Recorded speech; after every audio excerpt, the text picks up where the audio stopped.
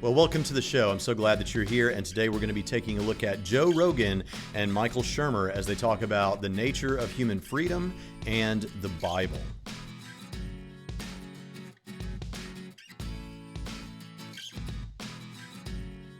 I mean, okay, listen close. If you're talking to someone who's a religious person who believes in the Bible, and you throw that around, one of the first things that goes, oh, that's the Old Testament. Right. Well, okay, so the Old Testament is not valid. Right. The New Testament, the one that was written by Constantine and a group of bishops, what? where they got down and they wrote it out, 500 years after Jesus died? That one's legit? I see your that point, one's legit. right? Yeah. Oh, okay. Oh my gosh. Now, for those that may not know, Joe Rogan is a well-known guy in the world of UFC and MMA fighting. He is a commentator on most of the UFC fights, at least the really big ones. And he was, for a while, the host of the famously popular Fear Factor in the early to mid-2000s. And so you probably have seen Joe Rogan, whether you knew it or not, but he's also one of the most well-known podcasters and YouTubers on the planet. Michael Shermer is an outspoken skeptic who has debated many of our Christian apologists. And so we're going to take a look at what both of them have to say. Let's get right to it. By the way, I should say as we begin, at this moment, as we begin here, they're not talking yet about God or theism or atheism or anything like that. They're just talking about human freedom. But there's still some things that we need to point out and look at as we go. So with that, let's jump right into their comments. Simply by the not that we're not smart enough, that just the limitations of how we perceive the world. Here we go. And it's just so there I like to look at like this. There was a big survey of professional philosophers done about 3 years ago, about 2,600 PhD, either professors or doctoral students in philosophy. What is your position on? And there's like 25 different debates in philosophy. And like free will determinism, it was roughly equally split between determinists and compatibilists. Like Dan Dennett is a compatibilist, Sam Harris is a determinist, and a small percentage of libertarian free will. What are the compatibilists? Okay, we're going to get into what is a compatibilist here in just a few moments, but if you're new to the free will debates, you can roughly divide free will into a couple of different options here. You've got determinism, which says no free will of any kind actually exists. You experience your choices as though you're making real free decisions. You think that you are. You have the appearance of that, but you're not actually making real free choices in the sense that you couldn't have done other than whatever you ended up doing, and all of your actions, though they feel free to you, are determined by something external to you. Ultimately, everything that happens, all the choices that humans seem to make, are a part of what amounts to an extremely long train of dominoes that stretches back to the beginning of the universe, up to your past life experiences, the formation of your neural structure, the firing of neurons in your brains, and the choices, what we call choices, that you make. So that while you feel like you're making real free choices, all is determined and could not, and this is so important, could not have been otherwise. Now, whenever if you're new to this, you might think, well, now hold on a second. Hunter here might be just kind of massaging the terminology. He may be giving a straw man. No, I'm not. If you want to hear determinists talk about this at great length, then go check out my response video. I'll link it in the notes to Cosmic Skeptic, Rationality Rules, and Matt Dillahunty, where they all got together and they had a little bit of an in-house debate among atheists about this. Trust me, if determinism is true, everything that you experience as a choice could not have been otherwise, You had to do whatever you ended up doing. And though you feel like you're making choices, you're actually not. On the other end of the spectrum, we have, and there's not really a spectrum, what is known as libertarian freedom. Libertarian freedom says that you really are making real choices. You could have done other than whatever you ended up doing, or at the very least, the things that you choose to do are not determined by something external to you. And so for that, whether that be God or whether that be the past history of the universe and nature, okay? So when you make a choice, it's a real choice. It really is a choice. And so that's libertarian freedom. Now, libertarian freedom advocates like myself, that's the position I hold, and most religious people and most Christians hold, though not all, says that you still may have influences. There are still things that influence you. So if I see a plate of cookies, I am still strongly influenced by my physiology and my olfactory sensors and everything else. I'm impacted and influenced toward the cookies. That's absolutely true. But I still can choose among my influences and make a real, genuine decision in the midst of that. Okay, that's libertarian freedom. Now, what they're going to talk about here in a moment, and you'll notice he said, well, Daniel Dennett's a compatibilist, Sam Harris is a determinist. Sam Harris and Daniel Dennett agree on the brass tacks of what's going on.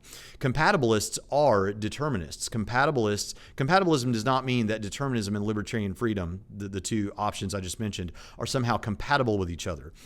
What they mean, if they mean anything at all, is that the terminology of freedom, your experience of freedom, is compatible with determinism. The sense that you have freedom is compatible with determinism. But compatibilists who understand compatibilism will never say that determinism is false. They affirm determinism, that things cannot have been otherwise. Whatever happens, including their choices, could not have been otherwise.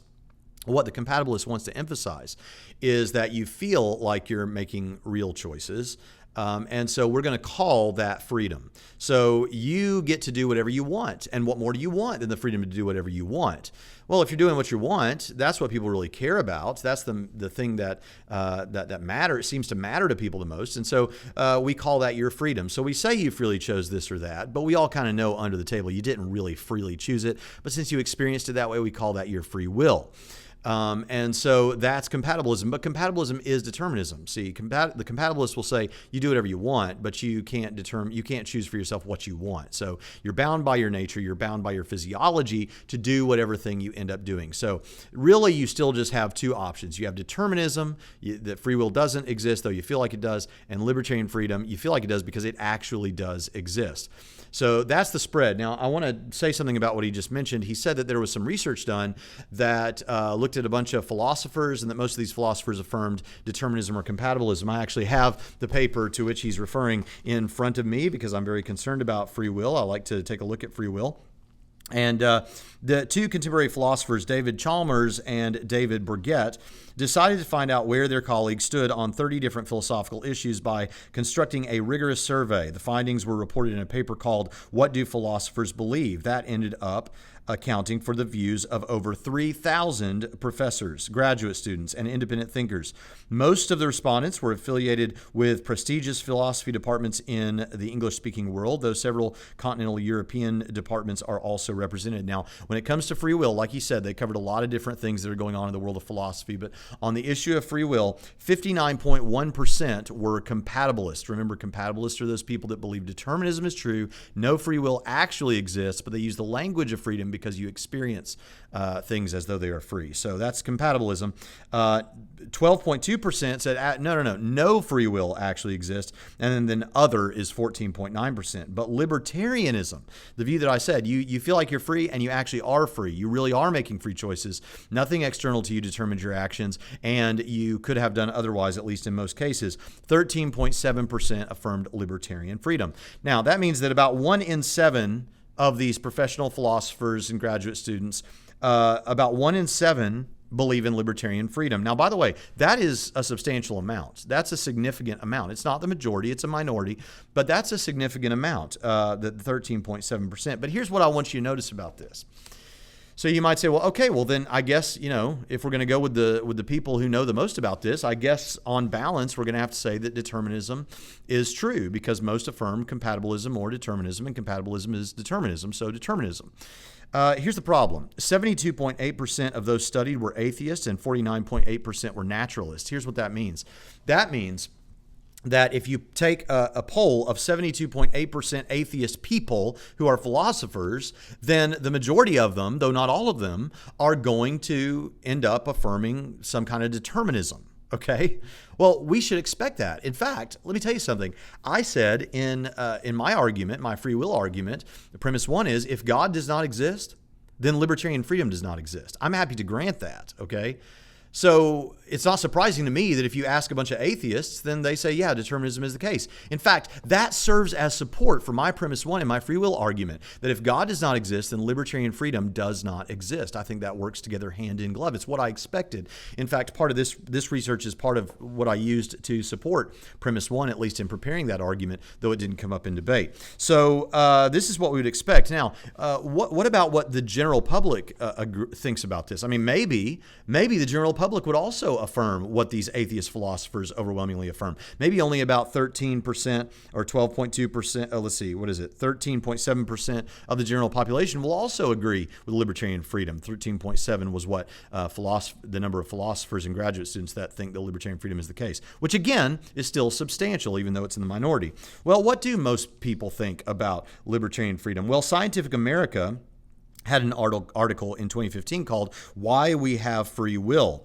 And we have the results from that. There were 4,672 responses between December 20th through January 14th. Now, understand something. Scientific America, I want you to notice this. Scientific America, there are probably a lot of theists, a lot of Christians, a lot of Muslims, a lot of religious people who read Scientific America. But if atheists and skeptics want to hug science to themselves, then perhaps you would assume that the majority of the readers, or at least a good chunk of the readers of something called Scientific America, would be, skeptically inclined or atheist individuals. So I'm actually being very fair, I think, in this.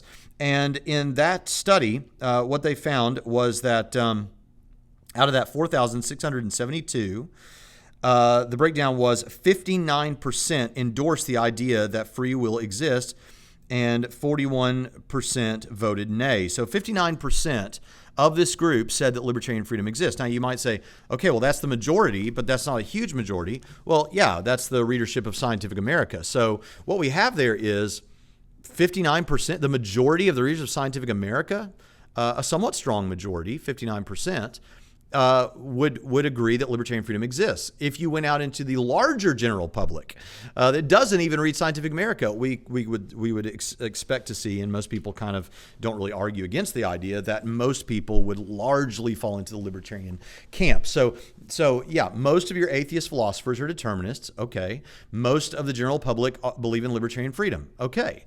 So what does that mean? That means that what we expected would be the case all along is the case, that if you're an atheist, you're probably going to be a determinist, and if you're not an atheist, you're probably going to be because atheism is in a minority. So when we look at the general public, if you're not an atheist, you're probably going to believe in something like libertarian freedom. It's as simple as that. And it confirms my argument's first premise, that if God does not exist, then libertarian freedom exists. Premise two of that argument is libertarian freedom does exist. And I think it's a strong argument because the majority of people, as I've just demonstrated to you, believe in libertarian freedom. And what I'm arguing is, if you believe in libertarian freedom, you should believe in God, because if God does not exist, libertarian freedom does not exist, which seems very sympathetic to what we get from the research here, the survey of the philosophers, because most of them don't believe in God, that God exists, and a big chunk of them, the majority of them, don't believe that libertarian freedom exists. So nothing really surprising here. What is surprising to me, and you atheists can just take a nap for a moment as I say this to Christians, there are Christian determinists.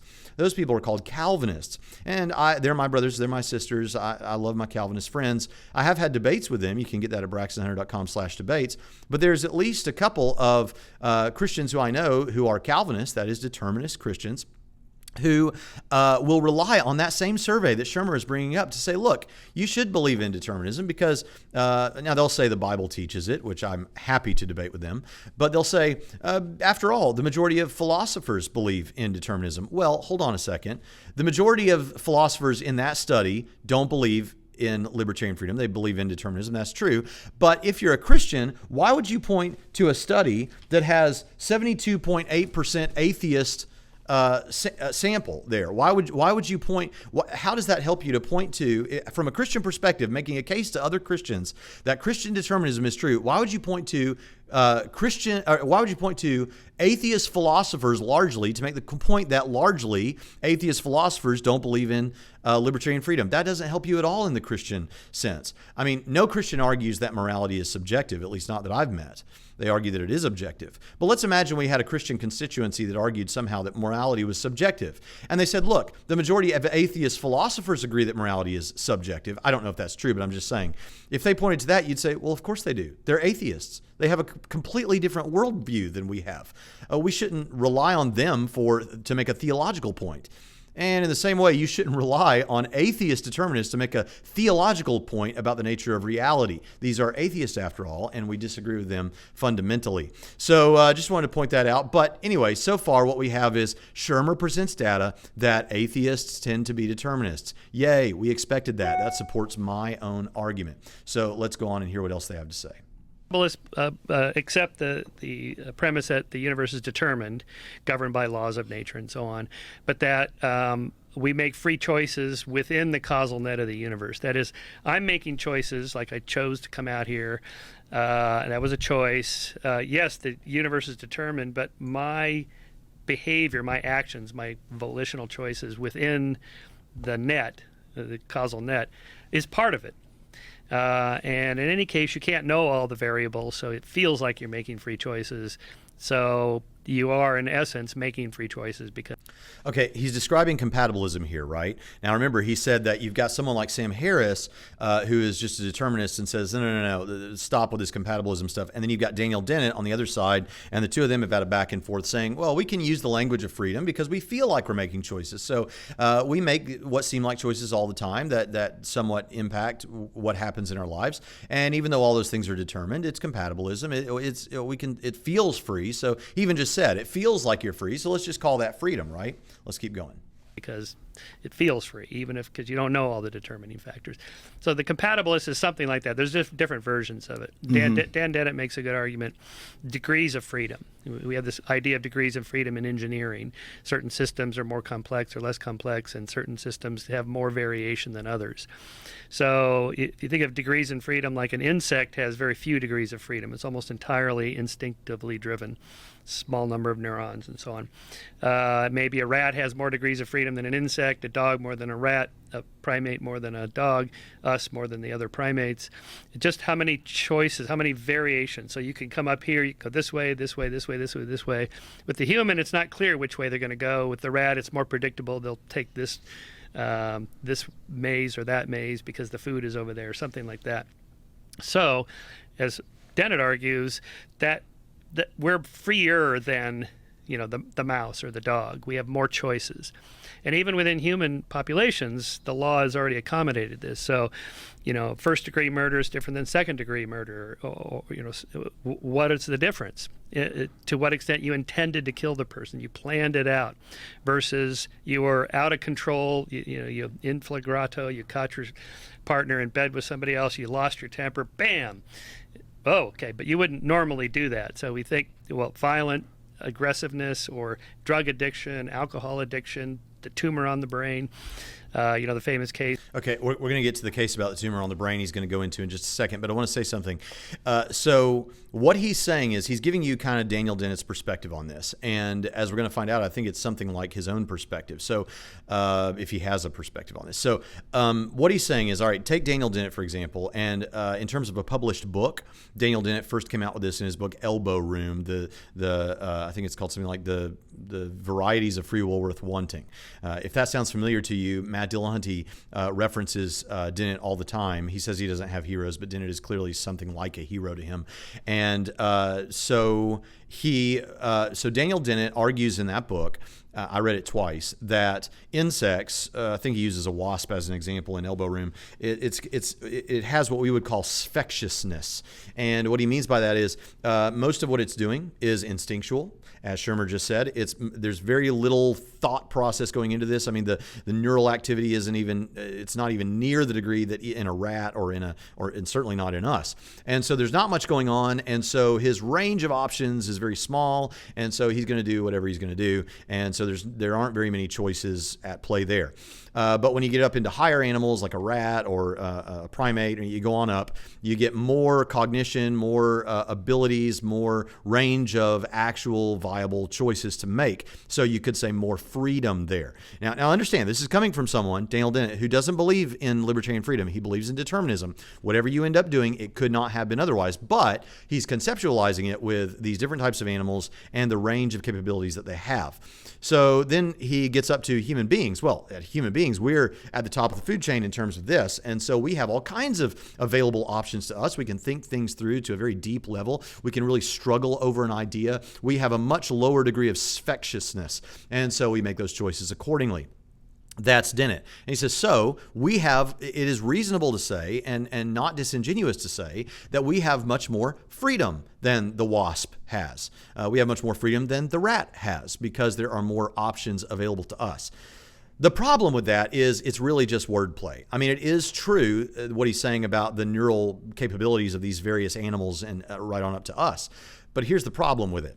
If determinism is true, then here's what's the same about the wasp and the same about you as an individual, a thinking person, is that there was only ever one thing that wasp was ever going to do, namely that which he was determined to do. There was only one thing you were ever going to do in any particular case, and that is that which you were determined to do. So even if you have a range of options available to you, and it feels like you're choosing A instead of C because A is what you really want, but you could have chosen C, the fact is you could not have chosen C. You had to choose A because that's what you were determined to do, and it could not have been otherwise. So ultimately, whatever you want to say about whether we're as spectious as a wasp, we are as determined as the wasp, and in that sense, we have the same level of freedom that the wasp has, namely, there isn't any. Whatever you do is what you were determined to do, and it could not have been otherwise.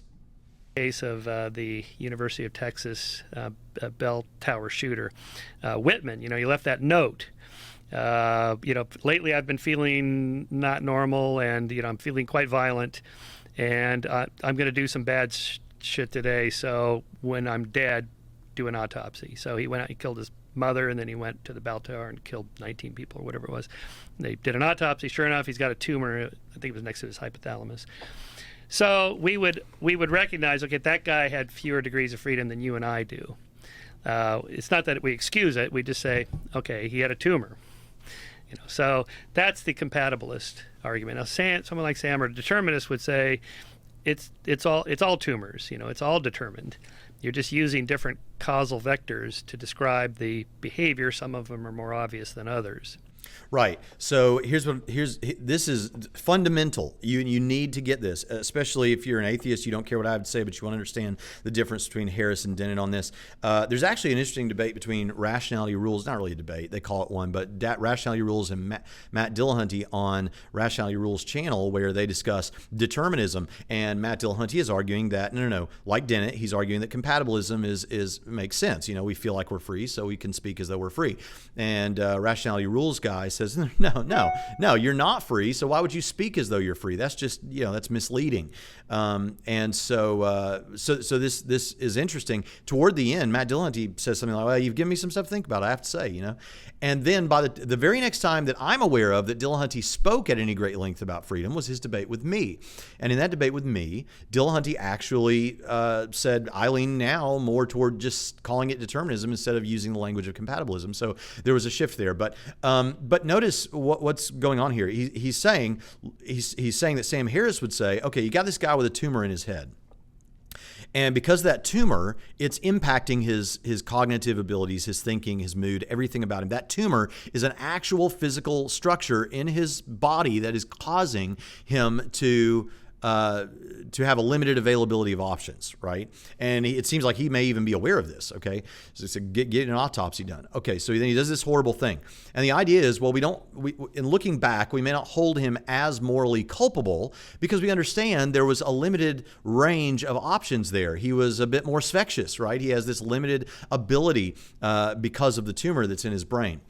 Okay, fair enough. But what Sam Harris wants to say, and in my response video to Matt Dillahunty, Cosmic Skeptic, and Rationality Rules, I pointed out that Cosmic Skeptic says the same thing. And I think that he's more consistent within his determinism because what he wants to say and what Sam Harris wants to say is, look, you're saying that his options are limited because of that tumor, because that is a naturalistic object that is impacting what he's going to do. Well, guess what? That's true. But with any individual person, there are naturalistic processes, if determinism is true, that determine what he's going to end up doing.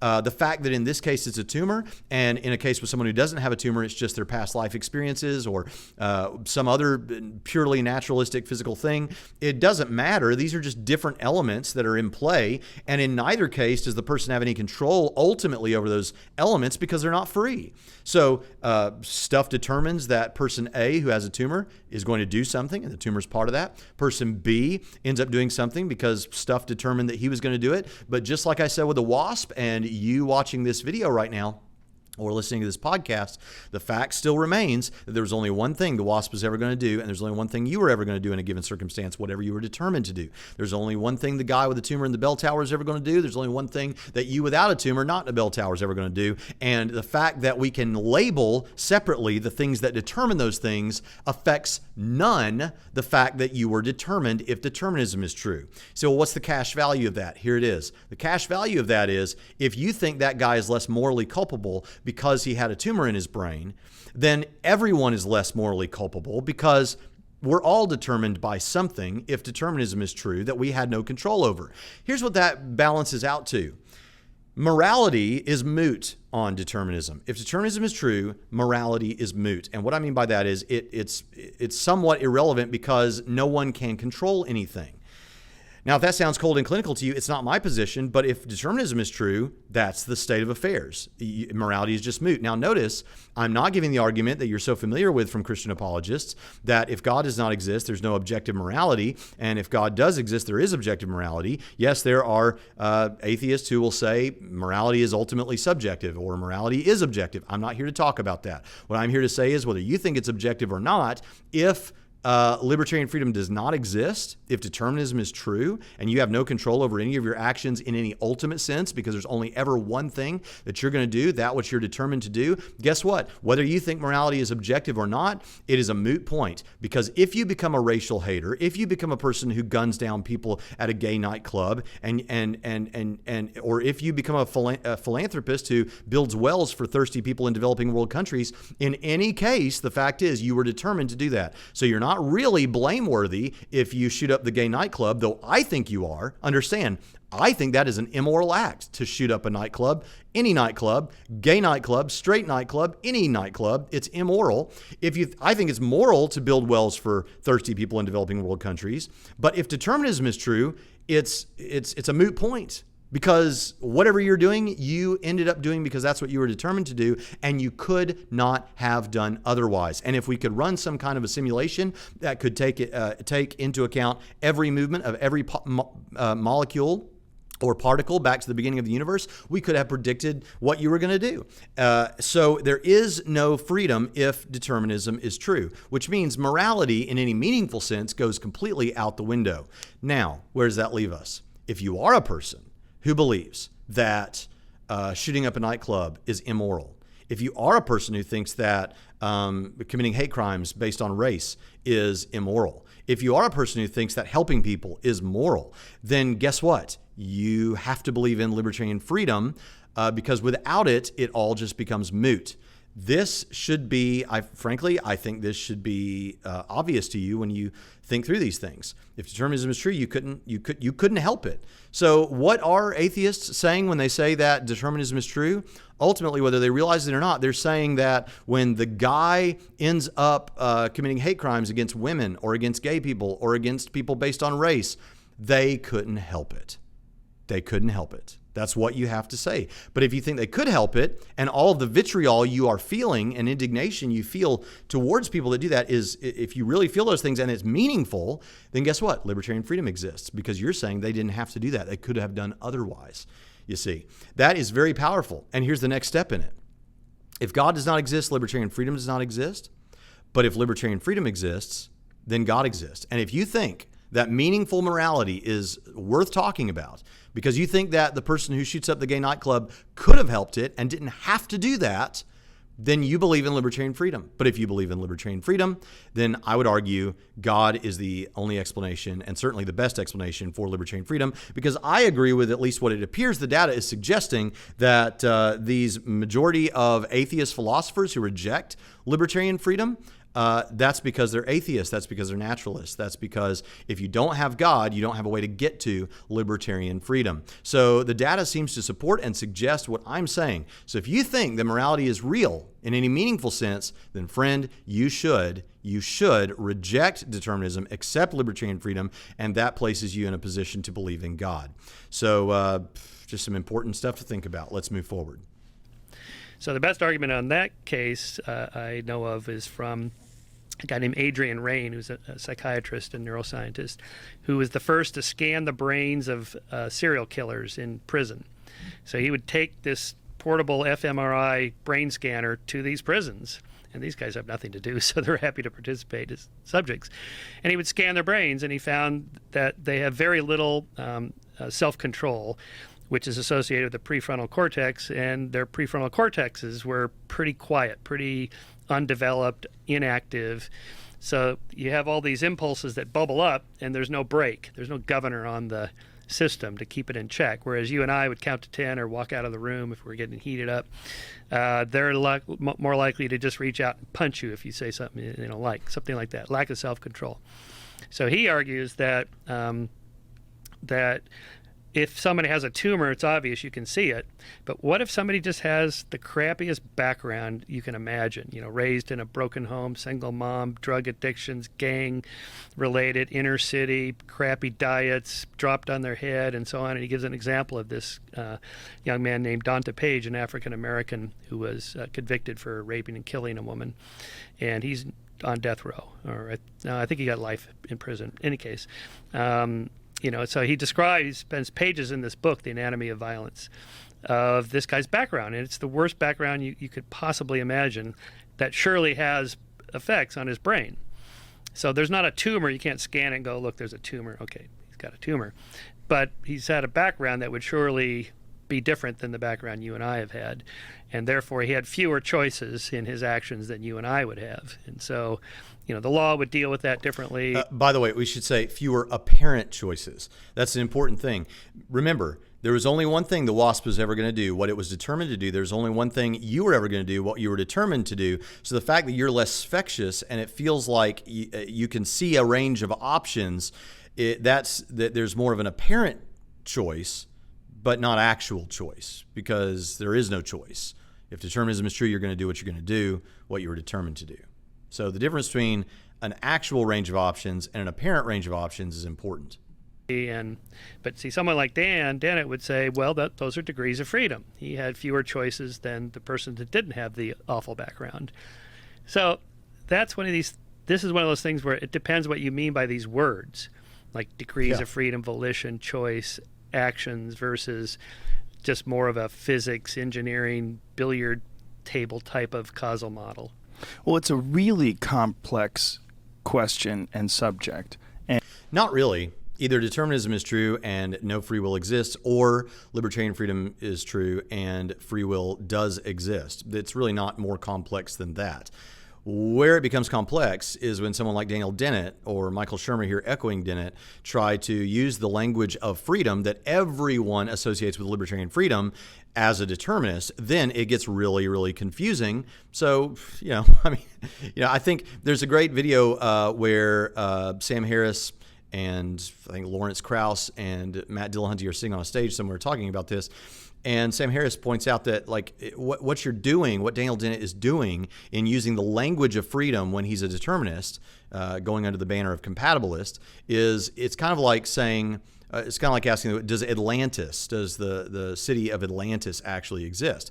And the people that believe in Atlantis, that it really exists as a underwater city or whatever, the way you magically think of it, they'll say, well, yeah, Atlantis exists, or at least it did exist. There really is an Atlantis. And then there are those people that say, no, Atlantis did not exist, does not exist. And because they're all thinking of the magical, mythical city or whatever. And then Daniel Dennett comes along, and Daniel Dennett says something like, well, no, Atlantis does exist. Yeah, you like Atlantis? Well, guess what? Good news. Atlantis does exist. But when you ask him what he means by that, he means, well, there's some reason to believe that Sicily was actually Atlantis, and you can go to Sicily today. Well, okay, you're using Atlantean language, for lack of a better term, but But when somebody says Atlantis, they mean all of the lore that goes along with Atlantis. So when you say, yeah, that exists, but you mean something that's perfectly mundane, you're trying to buy off on the Atlantean language to satisfy people, it seems like, when what you're really talking about is something entirely different than what everyone understands. So when you're talking about freedom, when you say, oh yeah, you think you're free, you're totally free. Of course you're free. And when people hear you say that, they're thinking of libertarian freedom because that's the thinking that most people come prepackaged with. But what you mean is determinism, but it's actually the opposite of that, but we're going to use free will language. It's like pointing to Sicily when you are talking about Atlantis. It just doesn't work. And one that people battle with even when you're faced with the determinism argument. Like if you take in the logic of determinism, like you are the product of your genetics, of your environment, of all your life experiences, of all these different things, and they are what's dictating all your choices. So even when you're making a choice, the choice you're making is based on all the data that you've taken in your entire life. So do you, in fact, have free will at that moment? See, now this Joe Rogan is getting it. Now, I don't know if he knew this already or if he's sniffing this out. He's a pretty smart guy. What he's pointing out is, you've just acted as though you've got this range of options, or at least Dennett, you're expressing Dennett as though you've got this range of options, whereas an insect has, a much smaller range of options. But look, all your life experiences, all the things that have happened to you, it's really dictating this. So does any kind of free will actually exist? Rogan's getting it. Or has it all been sort of determined by all these experiences? Yeah, it's totally been determined by these experiences if determinism is true.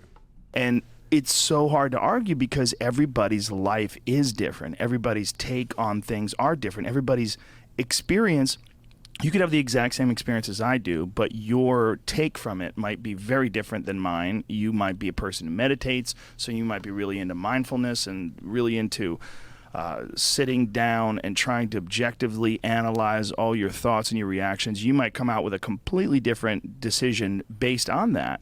So is it still determinism if all...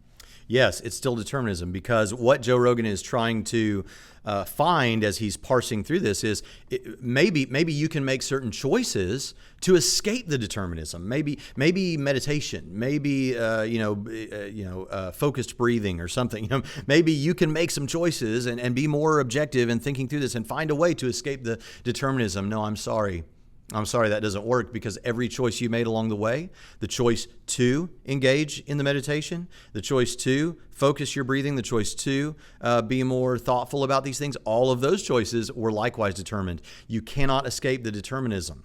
And what we're seeing budding in this conversation, I don't think Rogan is doing this intentionally, or Shermer, but what we see budding here is the idea, and Dennett plays on this, Dillahunty plays on this, is the idea that somehow we can bury the negative aspects of the determinism, the dirty truth about the determinism, like the moot morality and other things. Maybe we can bury that in the complexity of determinism with human brains. Maybe it's so sophisticated. Well, I'm sorry, if you have an extremely long chain, one single chain of dominoes, or an extremely 5 billion chains of dominoes that start from one chain, ultimately, compounding the determinism features and chains of dominoes doesn't escape the determinism. If it's determinism all the same. You cannot escape this dark reality, this seedy underbelly of determinism that rips the morality, rips the heart right out of humanity. Now, notice something. I'm not arguing here.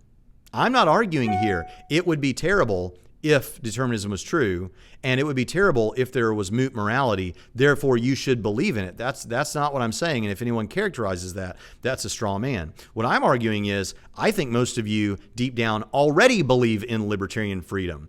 I certainly know that the majority of persons believe in libertarian freedom. If you believe in libertarian freedom, I'm showing you why that leads to God, because if God does not exist, libertarian freedom does not exist, and you're left with determinism. So it's not an emotional appeal. It's, do you actually believe that if someone decides they're going to torture horribly an innocent child just for the fun and entertainment that it would provide by the screams that it would give, if you really think that's wrong, and not only just wrong, but that someone who does that is reprehensible and blameworthy, then you do not believe in determinism. If you espouse determinism and you still think that's reprehensible and blameworthy, then you have a serious inconsistency in your worldview, and you need to go settle that, because I think the only way to consistently get through that is to accept, yeah, I know that that's wrong and reprehensible and blameworthy, and that person didn't have to do that. Okay, well, then you believe in libertarian freedom. And as I'm arguing, along with that comes God. All of a sudden you start practicing meditation and you change your behavior? No. Is that determinism? See, or is that I would lump that more discipline? I would lump that more into the category of freedom. You may become self-aware, like I have a violent temper and I really need to do something about this. Well, what can I do? Well, meditation. Right. Okay, so then I choose to start meditating. Just like the addict, I mean, we talk about addicts being out of control. Wait. No, hold on a second. Wait a minute, Shermer. What is Shermer saying here? This is really good. This is really interesting stuff, because Shermer is thought of as, an intellectual is intellectual by a lot of people. He was the guy at Skeptic magazine and all that. So I want you to notice what's the gaffe that's just been made, the fundamental mistake that's just been made, if I understand Shermer correctly, and I think I do, is Rogan's over here getting it. He's sniffing it out. He's like, I guess all that, I mean, is that free? I guess that'd still be determinism. And Shermer says, well, I'd lump that with free will. Well, hold on a second. Wait a minute. You seem to be understanding, Shermer, that we've got determinism and compatibilism is determinism. And so there's this sub-debate between Sam Harris and Daniel Dennett, but that's still all determinism, and they both know it. And you're over here saying, well, maybe you can escape it, because I'd lump that in with free will. What? It cannot be, because the choice to meditate was still determined. Lots of addicts actually stop. They break the addiction. They have. Mm-hmm. How do they do it? Well, meditation. They use cognitive behavior therapy. They go to these clinics and so on. But they got to drive themselves there. They got to actively do it. They're aware that they're doing that.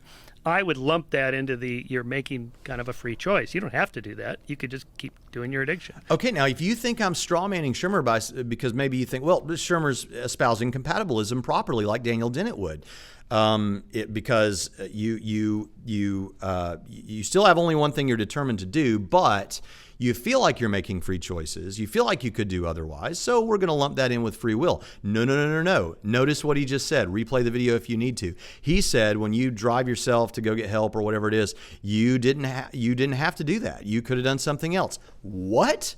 If you didn't have to do it, if you could have done something else, that, my friend, is libertarian freedom. That is not compatibilism. That is not determinism. If you really could have done otherwise, that's libertarian freedom. So this thing's just been tied all up into knots.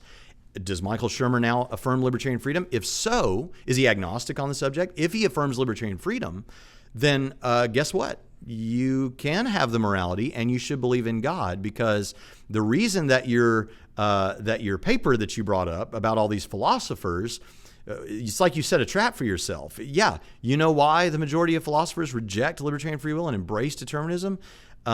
If atheistic naturalism is true, then that's going to be very hospitable to that. But if I was a determinism proponent, I would. Okay, watch here. Rogan's good at this. He's sniffing it out. He's sniffing out the bull that's going on here. Listen to what he says. Say, well, no, because your decision to make that choice is based on all of your experiences, your genetics, your family, your background, all of your input that you've gotten from other people about your behavior, and you've decided to make a choice based on that data. Correct. That would be the counter Which argument. is very daunting. Yes. So it's like that, I think, also with consciousness. Okay, so now they move on to something else, and we could do a whole other video on consciousness, and maybe I will at some point add to this and make it a series. But I want you to notice here, Rogan sniffs it out. So Shermer has just said, well, you're making a free choice. You could have done something else, right? And Rogan says, well, hold on a second, man. Wait a minute. If I'm being the determinist here, I'm saying no. Even your choice there was determined by past experience and everything else. And notice what Shermer says. Yeah, that's the counter argument. Let's move on and talk about consciousness. I mean, a careful eye can pick up, or I guess a careful ear can pick up on this, but I'm not sure exactly where Shermer wants to land, or if he's intentionally being ambiguous and whatever's going on there. But when you don't know what to say to an objection someone raises, you know what you say? Yeah, that's the counter argument, and move on. If you knew what to say, you'd say what you knew what to say. But he doesn't know what to say, so sure, that's the counter argument, and move on. So I don't know. Maybe in this 3-hour video, he thought he was running out of time at the 17.5-minute mark. I'll give him the benefit of the doubt. Shermer, if you ever see this, Michael Shermer, I'm sorry if I got you wrongly there, but that's what it looks like to me. So at this point, we're going to stop talking about the free will discussion. I hope that's been enough to... I could go on and argue that if determinism is true, as I've done elsewhere, then rationality and real knowledge is impossible, justified knowledge, because if determinism is true, it's not just your actions that are determined, but also your thoughts and beliefs are likewise determined. So if your thoughts and beliefs are likewise determined, then rationality, which is a process by which a person reasons through things and arrives at a conclusion, he makes choices about what he should accept and should not accept, and then arrives at a conclusion, that dissolves because every step of your thinking process was determined, just like a chain of dominoes, just as your actions are determined. So that means that you cannot be justified in concluding whatever you end up believing, whatever you claim to know, you could not have believed otherwise. So Michael Shermer believes what he does, like that he's on the Joe Rogan Experience at that moment when that's being recorded. And the person who believes that he happens to be a pink unicorn dancing on the rings of Saturn, he believes what he believes on the basis of determinism and could not have believed otherwise. In both cases, the person believes what they believe because they had to believe it. There was no rational process. Rationality is the process by which we choose among things what we should believe and what we shouldn't, what we should affirm and what we shouldn't. If you don't have free will, if you don't have choice, then rationality is illusory, and at the very least, you're not justified in affirming what you believe. You can affirm things, but you can't rationally affirm them, and that means you can't claim to know anything. So what I would encourage Michael Shermer and perhaps Joe Rogan, depending on where they land on these things, to go home and think through how they can have rationality on determinism and figure that out, because then at least they can know something. But here's the thing. This means that, think about it this way. What if you found out, this comes to me from, this is an analogy I got from my friend Tim Stratton, at Free Thinking Ministries. He says, imagine that you find out that a mad scientist is controlling your every thought, everything you're thinking, everything you're concluding, including the next things that are going to come out of your mouth and the thoughts that you're having right now. If that were true, do you now have any good reason to trust anything that you're thinking or anything that you believe or conclude? Absolutely not, because you don't know the motivations of this mad scientist. Well, that's what's going on with determinism, except there's not even a mad scientist. It's just it's just the chaos of the universe, just everything by chance going the way it does leads to your thinking what you think and concluding what you conclude. So if you couldn't conclude safely and be justified in concluding the things that you would on the basis of a mad scientist prompting your brain to think what you think, you can't do it on determinism, naturalistic determinism either. And that's very, very important. In my debate with Matt Dillahunty, he says, well, now hold on a second. A calculator isn't going through a rational process, but it can still get the right answer. It can get the right answer. And you can actually get the right answer even if determinism is true, and even if you have no justification for concluding the right answer. The thing is, you can affirm things, and those things might happen to be right. The thing is, you can't rationally affirm them. You just happen to find yourself believing whatever you believe. And though you feel like you're making choices to arrive at that solution, you didn't really. It was all illusory. So you can't justifiably claim to know anything, and you can't justify it. You don't have no justifiable claim to, you can't rationally affirm things, okay, because you're not justified in trusting that. Okay, so we're going to move on from that now. So with free will, I just want to recap. You have moot morality. And you have to say about racial haters and people that do hate crimes against homosexuals and women and all those kind of things. They couldn't help it, bless their hearts. They couldn't help it. It wasn't really their fault. They're not blameworthy. You also have to give up any real rationality, or you can't rationally affirm anything at all. And so here's what that means. That means if you think that libertarian freedom, if you are successful in overcoming my arguments, then you'll find that determinism is true, and you can't rationally know anything. But if you end up affirming what I'm saying as an atheist and coming to believe that libertarian freedom does exist, well, then you should believe in God. So heads I win, tails you lose. You're darned if you do and darned if you don't. All right, so let's move off of free will now, and let's go on to this next issue that I want to cover later in their discussion when they begin talking about the Bible. Let's hear what they have to say. Let me make sure I've got it on normal speed. All right, here we go. You do not know. And when it comes to religion, the idea of some sort of a powerful being that's in charge of the whole picture and it's got a grand plan for it all is it's kind of comforting to some people, and it's an interesting possibility. And again, it's something to consider. It's something to think about. Now we're going to move forward, but I want to say something about this. He didn't make this argument, but it comes up a lot. Well, he said it's comforting for some people. Okay, now he's not attacking it here, so I want to be fair to Joe Rogan. But a lot of people will. They'll say you just believe that because it's wish fulfillment. You hope that it will be true. You're uncomfortable with the idea of death, so you want to believe that there's going to be some afterlife and all that sort of thing. No, that's not why we believe. But I would point out that wish fulfillment is a poor argument against the truth of Christianity. And here's why. Because if it were the case that every time someone was running on wish fulfillment, they were wrong, okay, well, then yeah. But there are a lot of things that people wish will happen that actually do happen. Young girls and young boys, some of them dream of the wedding day, and guess what? The wedding day comes. Some people dream they'll marry someone who's rich, and guess what? That's wishing for it, but guess what? Sometimes that happens. Sometimes people wish that they will become very, very wealthy, very, very powerful, become rock stars, become movie stars, and for some people, though very few, it happens.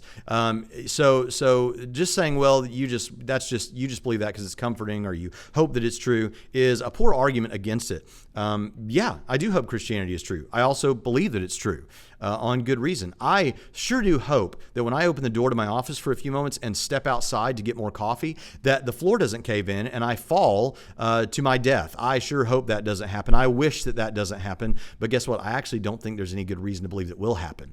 Likewise, I believe that Christianity is true. I also am glad that it's going to be true. It is true. I wish for it to be true, and it happens to be true. Now, he didn't make the argument, but if someone only believes something because they hope that it's the case or wish that it were the case, if that's all they've got, well, yeah, they haven't given you any good external reason to believe that it's true. But just pointing out that it's comforting to some people as some kind of a mark against it is really poor reasoning. Now, again, I don't pin that on Joe Rogan because he did say something that everything he said here is true. He just said it is comforting to some people, and hey, it's an interesting thought. Well, both those things are true. It is comforting to some people, and it is an interesting thought. So I'm not pinning it on him, but just worth mentioning. It's an idea that's been around for a long time. Why has it been around for so long? I don't know. Well, let's go over some of the other things that have been around for a long time. Let's look at what else is in that book. Let's do it. Is there any other shit in that book that you might think is ridiculous? I mean, but if you're talking to someone who's a religious person who believes in the Bible and you throw that around, one of the first things that goes, oh, that's the Old Testament. Right. Well, okay. So the Old Testament is not valid. Right. The New Testament, the one that was written by... Whoa. Okay, hold on. I really want you to hear what he's about to say because it's really important. So I may have to run it back here. But the kind of person that he's targeting here, which is someone who takes the Bible seriously and takes the Bible to be giving you, the Word of God, here, then they're not going to say the Old Testament is not valid. Where he gets that, and there are some people who say that. So, he's probably encountered people who do say that. But what this kind of Christian is going to say is, no. When you point to certain Old Testament laws in the Old Testament law code that are not binding under the new covenant in the New Testament, yeah, those don't expect me to be bound by those things. But that doesn't mean that we reject the Old Testament. It's still valid depending on what one means by that, okay? So, but I want you to hear what he's about to say here. Now, let's see. I mean, okay, listen close. If you're talking to someone who's a religious person who believes in the Bible you throw that around, one of the first things that goes, oh, that's the Old Testament. Right. Well, okay. So the Old Testament is not valid. Right. The New Testament, the one that was written by Constantine and a group of bishops, what? Where they got down and they wrote it out, 500 years after Jesus died? That one's what? legit? Right, I see your that point. one's right. legit. Yeah. Oh, okay. Oh my gosh. Okay, let's be fair here. Joe Rogan doesn't purport to be a Bible scholar, okay? I think if he was sitting here in front of me, he'd probably would say, yeah, I'm going to get some stuff wrong here. I'm not trying to be a Bible scholar or anything. But it's things like this where people have, you know what I think he's a good example of? He's a good example of a lot of internet atheists and YouTube atheists. It's just that he's extremely popular, okay? And he doesn't make it his whole thing to go around talking about atheism. It comes up occasionally. I don't even know that for sure that he's an atheist, okay? But I'm just saying. So now notice what he said here. He said the New Testament was written by Constantine and a bunch of bishops. This is just false. This is simply false. And he says 500 years after the fact. I'm blown away. Constantine lived from 274 to 337, not 500 years after Jesus. And where he gets this is probably the Council of Nicaea. Constantine had a hand in these things because this was in 325. This was when Arianism was a problem. And sure, Constantine was, and there's debate about whether Constantine was really, in a meaningful sense, a Christian. But the idea is that the empire was, if there was a big schism in Christianity at large over this Arianism issue, that could cause major problems for the empire. And so for that reason, yeah, Constantine has a very serious interest. But that's what largely the Council of Nicaea was dealing with. But when we finally had a kind of, more formed and agreeable canon that was acceptable to everyone, that was in Carthage in 397, some 60 years after the death of Constantine. So what we have here is just false. Besides which, there were a number of Christian documents that are in our Bible that were already agreed upon and in use by Christians for a long time before Constantine ever came on the scene. There are some books out there that were left out because either we can tell that the person claiming authorship is lying about who they are, or there's just some obvious textual problems that tell us that this doesn't belong in the canon. So this is not some great mystery. This is not some big conspiracy. Joe Rogan is often knocking down conspiracy theories. Well, I don't think Joe Rogan has given a lot of study of this, or else he wouldn't have said 500 years after, and he wouldn't have said Constantine and some bishops wrote the New Testament. I'm sorry, I'm still trying to wrap my head around that. But I would encourage him to study this a little more and then point out that conspiracy theory, because that is what it is. Now, some conspiracies are true, but not this one. Let's keep going. Well, that's a more ridiculous one ever, because Constantine wasn't even Christian. Well, yeah. Well, so I mean, the Gospels appear to be written 30 to 60. The first one, 30 to 60 years after Jesus died. Book of Mark. The others were copied from Mark. Obviously, John is really okay. The others were copied from Mark. Obviously, so Mark comes first. We'll give him the time frame that he gives for Mark. Then he says the others were copied. The others were copied from Mark. Okay, he's not entirely wrong. There is shared material from Mark in Matthew and in Luke. However, he's completely ignoring. First of all, he's not correcting. Shermer knows better, and he's probably just being a nice guest. But this is kind of important to your own reputation, Shermer. When somebody says something like that, 500 years after Jesus, and Constantine wrote the New Testament, if you don't directly call that out, that's not looking good. That's looking bad. But then, secondly, you know better, Shermer, than to say Matthew and Luke were just copying. Well, he said the others. So Matthew, Luke, and John are just copying from Mark. Okay, there is shared material, but there is also material that Matthew has from other sources. There's also material Luke has from other sources, and there's material that Matthew and Luke share that are not Mark. So come on, man. Really weird. And, no one knew him. These weren't, the gospel authors didn't know. They weren't his disciples. They didn't know him. So this is secondhand. Well, now you're stating that like you know something. Now, earlier in this video, I didn't play it, but Shermer's talking about the Null Hypothesis, and you're to assume, it's, how can you be so certain? Why don't you just say about this, Shermer? Well, we don't know. I don't know. You're actually stating a hypothesis. They did not know Jesus. That's not where the majority of scholars is on this, at least a slight majority. I go over that in the Bart Ehrman video response that I did, so I'll link that. But no, a slight majority think that Mark was written by someone who's giving you the testimony of Peter. which did know Jesus, was an eyewitness. Luke is probably written by someone who was a traveling companion of Paul and had access to some of the disciples, the women disciples perhaps of Jesus.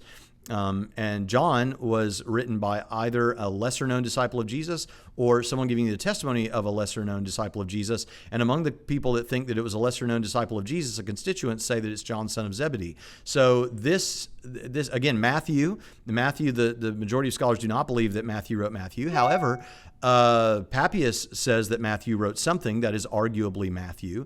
And so one of the reasons people don't think that this was written by people that knew Jesus is because of the style of writing and the language of the writing and the complexity of all that and sort of thing. People used writers and amanuenses in those days and all those sorts of things. So Shermer really needs to be a little more clear here. Even if this is a casual discussion, this is a guy that debates people like us. And it's not good. It's not good for you not to call out absurd things, even if you're a guest on a show like this, and much more to kind of sloppily mention the evidence here. Okay, so we're going to stop it there, but I just want to say, I just hope that you recognize here that we've got some major problems, first of all, with our understanding of what the Bible is, where it comes from, authorship, all those kind of things, and the free will issue is a train wreck. So I wanted to go over this. I thought it would be helpful. I hope that it was for you. They largely talked about other things that didn't have anything to do with God or religion or Christianity, at least not directly. I'm going to do more on Shermer at another time and just him specifically. But Joe Rogan is a very well-known guy out there who has made an impact, and he has influenced people in ways that are not hospitable to Christianity. And so it was worth our time to talk about him. Also, my friend Cameron Bertuzzi at Capturing Christianity did an episode on Joe Rogan. I'll link it in the description. And listen, if you're out there and you don't know the Lord Jesus Christ, I want to tell you something. You can know that God exists by having a personal experience with him through the Lord Jesus Christ. I agree with William Lane Craig that apologetics is how we show that Christianity is true, but it's through the work of God in your own life, through the Holy Spirit, that you can know that Christianity is true. And so how do you do that? Well, the Bible says in Romans chapter 10 and verse 9 that if you confess with your mouth that Jesus is Lord and believe in your heart that God raised Jesus from the dead, you will be saved. The Bible elsewhere teaches that you should repent. Repent means to turn from your life without Jesus to a life with Jesus. Turn from your sin to a life with Jesus, who died as a sacrifice for your sin. Now, you might say, well, I'm not a bad person. I'm not a sinner. Listen, the Bible says nothing about good people going to heaven and bad people going to hell from a human perspective. The message is that you may be the most morally and ethically wonderful person on planet Earth at this very moment, but we are all sinners. We have all done things that dishonor God and are offenses toward God, and because God is a God of justice, he must punish sin. If he doesn't, then he's not as good of a God, because a maximally good God will bring justice. And so for that reason, justice had to be done. But thank goodness a sacrifice came in the form of God in the flesh, Jesus Christ, who died on the cross to take your place and my place so that God could be perfectly just and perfectly loving. He did that for you. He did that for me. If you'd like to know him today, I think it's appropriate to just tell the Lord in prayer that you know you're a sinner, that you believe that Jesus died for you, that you're ready to commit your life to him, that you're turning from your life without him to a life with him, and that you want to live for him. It doesn't mean you're not going to make mistakes going forward, but it does mean that you're going to commit your life to serving him and being a disciple of his. So if you do that, let me know. Contact me somehow on social media, and I'd love to hear about it. I'll leave a comment to that effect in perhaps the comments for this video. And perhaps you are excited about this sort of a ministry and you want to help it. I want to make a video for every type of YouTube atheist and skeptic out there, and I need your help to do that. So if you're out there, not the people that I was just talking to perhaps, but you're a Christian out there watching this, and you'd say, I want to support what you're doing. Well, you can visit us at patreon.com/TrinityRadio, patreon.com/TrinityRadio, or clicking in the upper right-hand corner of this video. It'll take you there, and you can pledge to help us with that.